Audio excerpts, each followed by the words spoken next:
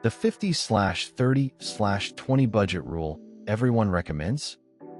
It assumes your rent is 30% of your income. In most cities right now, that number is a fantasy. Cut out coffee and you'll save thousands. A $5 latte habit is $1,800 a year. Rent going up $400 per month is $4,800 a year. You're optimizing the wrong number. Pay yourself first.